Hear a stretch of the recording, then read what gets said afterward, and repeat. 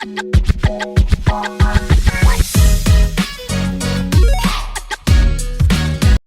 hello guys, welcome back to my channel Sarthak Commerce Wala. So today in this video, I will be going to discuss one more type of company, and the company which we are going to discuss within this video is small company. So let's start the video. So small company is defined as per section 2 subsection 85 of the Companies Act 2013. Okay. Now what is the meaning of small company? So first of all, it's a private company, which means that only a private company can get a tag or consideration of small company. Other than a private company, any company don't get a tag of small company. So a small company is always going to be a private company. First of all, let this within your head. Second, now which types of private company can be considered as a small company? So those private company whose paid up share capital does not exceeds 4 crore, or in some exceptional cases they may not more than 10 crores. Okay, and along with that, those private companies whose turnover is equals to or below 40 crore, or in some exceptional cases may not exceeding more than 100 crores. So if we compile all these 3 points, we can understand the meaning of small company. That small company is a type of private company, first, whose paid up share capital should not exceed 4 crore rupees, and along with that, whose turnover should not exceed more than 40 crore rupees. Okay, so that is a simplified meaning of small company. Understand? All right. Now we are going to jump to our next topic, which is that which kind of companies cannot lie under the category of small company. And in simple manner, you can say that which are the types of companies which cannot be considered as a small company. So first, a holding or a subsidiary company. Second, a company which is registered under Section 8 cannot be considered as a small company. Third, a statutory company.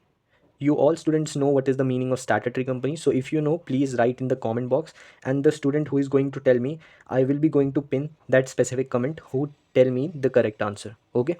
And fourth one is public company, because a small company can always be a private company. It can neither be a public company nor be a statutory company, and all these companies which are mentioned under this particular topic.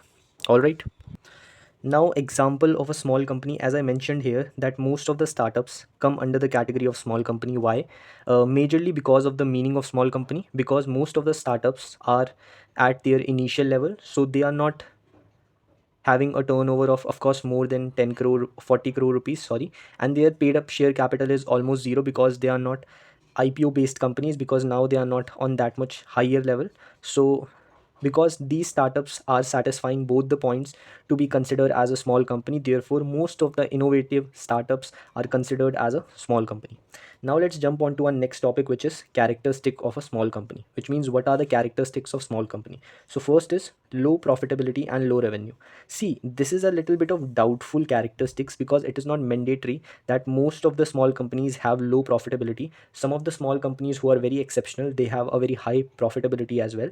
But this is actually a very sound characteristic of a small company, that small companies have majorly low revenue, because it is very understandable, because they are doing their operations on a very small scale, so they are not going to reach to that much higher level of profit which they can, because then they are not be considered as a small company, then they are being considered as a large company. Yes, so because of their small level of operation and small level of scale, they are not able to earn that much revenue. Of course, there is nothing of profitability with the revenue, because as I mentioned that some of the small companies have a very high level of profitability, so profitability is not correlated with the revenue. But in major small companies, the profitability and revenues are generally low. So by considering that particular fact, this is a characteristic which I wrote here. And second characteristic is fewer employees. It is very understandable that the man force within small companies are not that much, because the scale of operation is less, and even they don't want to incur that much high cost. So according to their operations and according to their scale of operations, they don't require that much of man force, therefore the employees are also less. All right. Now the third point in characteristic is small market size.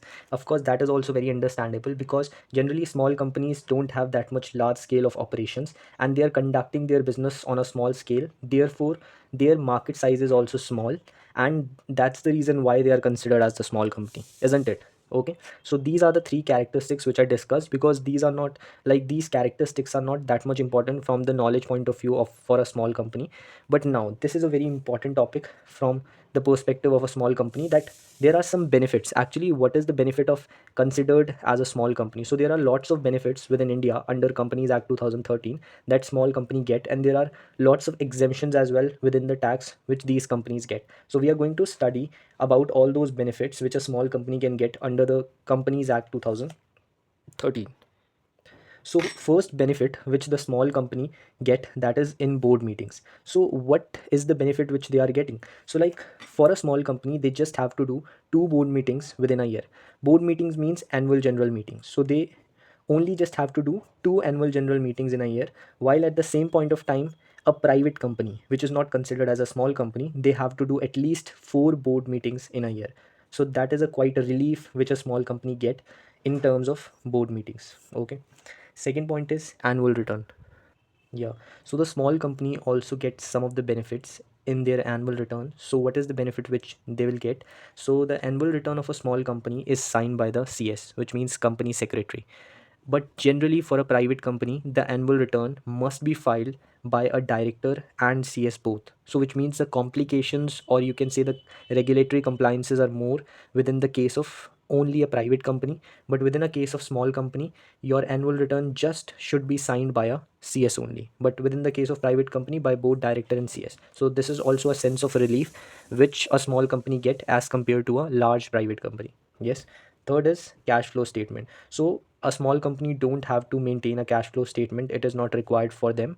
And at the same point of time, a private company should have to maintain a cash flow statement. So this is also a sense of relief which a small company get as compared to a large private company.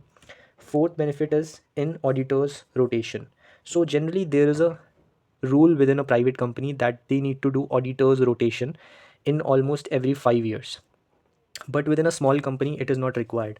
So for a small company it is not mandatory to do auditors rotation, but at the same point of time, for a large private company it is mandatory to do auditors rotation in every 5 or 10 years at least. So this is also a relief which a small company get, or this is also a sense of benefit which a small company get as compared to a private company.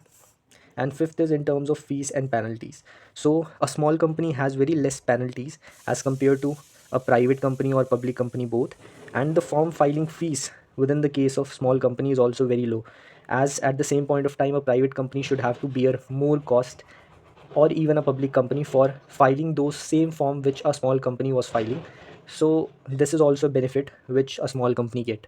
So these are all the benefits or reliefs which a small company get as compared to the larger private companies or public companies. And why Companies Act is providing these benefits or these much benefits to a small company? The reason is very simple, because large private company already grab a lot of market share, and they are the key players within that industry in the market. So they are not going to give any opportunity to these small companies to get close to them.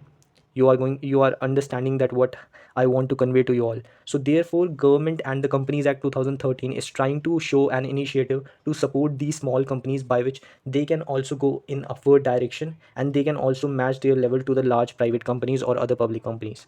Okay, so this is enough for small companies. I hope this video seems to be beneficial for you all students, and I will be uploading some more types of companies as well according to your syllabus, and I will be trying hard that I will able to cover your syllabus on my channel. Thank you very much for watching. Bye bye.